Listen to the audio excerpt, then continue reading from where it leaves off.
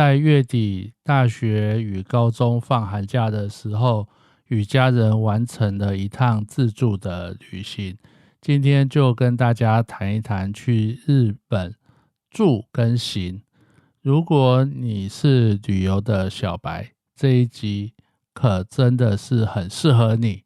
安社工从小就是菜英文，只会27个英文字母。这一次全家出游，是家中唯一一个没有出过国的人。我的老婆去过香港，儿子去过韩国交换，女儿出国最多次，去过香港，国小的高年级的时候去过日本交流。原本今年还要打算跟公所出访美国姐妹州。我最远只有去过澎湖，离开台湾最近的是琉球，不是日本的那一个，是屏东外面的琉球乡。这次出国其实是还孩子的出国债。去年原本要孩子毕业后出国，但是遇到医院疫情后的第一次评鉴，儿子考分科考试，所以只好拖到元月才成行。我们家是元月23日中午出发，29日上午回台湾。在3个月前我们就订了小花航空来回机票，最便宜的经济舱总共花了71386元。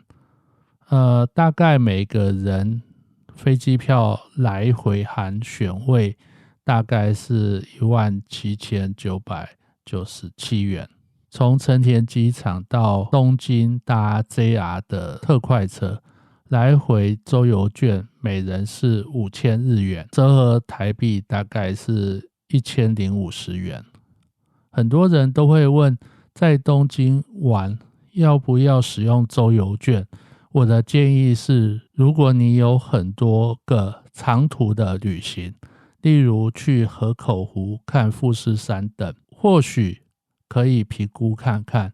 我们家都是在东京市区活动，我也有考虑过是否要买东京地下铁的24小时、48小时、72小时的周游券。这个会关系到你的行程要怎样安排。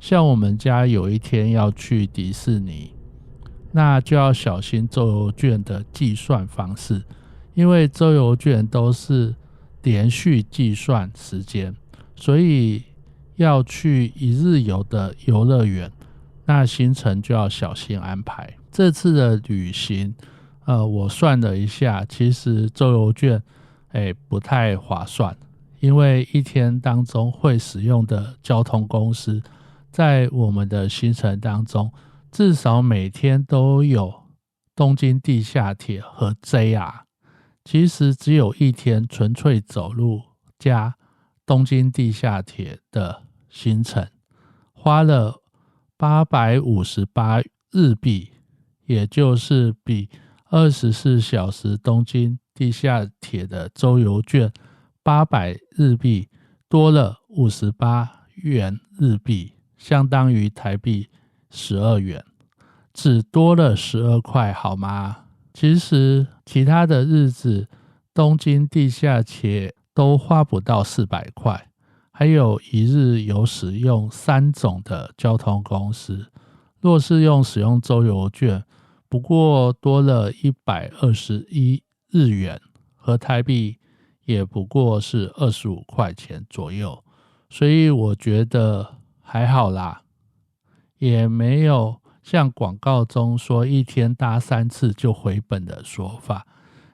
这个是商人的话术，当然也有可能是我们住的地方是住在市中心，去很多地方都很省交通费。如果大家有兴趣的话，可以拍一集让大家知道车票的计费。从日本到离开日本7天的车票，我们每个人车票的花费大概是12231日元，折合台币大概是2550 358元，当然含成田机场到东京周游券的来回票价。或许大家也会想要知道我住在哪里。我住在东京车站附近的港区赤坂见附，这个地方不简单，听说是全东京最多社长居住的地方，有5条东京地下铁的交汇点，政治与商业的汇集区。在日文当中的坂这个字是坡的意思，也就是住的附近有很多的坡。如果你住在这里，拉行李会拉得很辛苦。饭店是星野集团 OMO3 赤坂见附，原本想住 OMO3 的浅草，但是休馆，只好住赤坂见附。如果大家对这间饭店有兴趣，可以看 YouTube， 有不少人开箱这家饭店，是一个生活机能不错的地方。饭店对面有汉堡王，有便利商店，有药妆店，有烧烤店，有各式各样的餐点，当然也有台湾的三商巧福。因为很多社长居住，所以治安也不错，就是生活物价比其他区还要贵的不少。我们4个人吃咖喱饭，普普通通也要5450日元，大约合台币1140元，平均一个人的咖喱饭要将近285元。你在台湾有吃过一个最普通的咖喱饭要将近300块的，真的是非常贵。星野集团的 OMO3 赤坂见附住宿，我们住了2间，一间是1大床的房型，平均每天每人是7000日元，大概是164元台币。那周五每个人是8500日元，大概是1778元台币。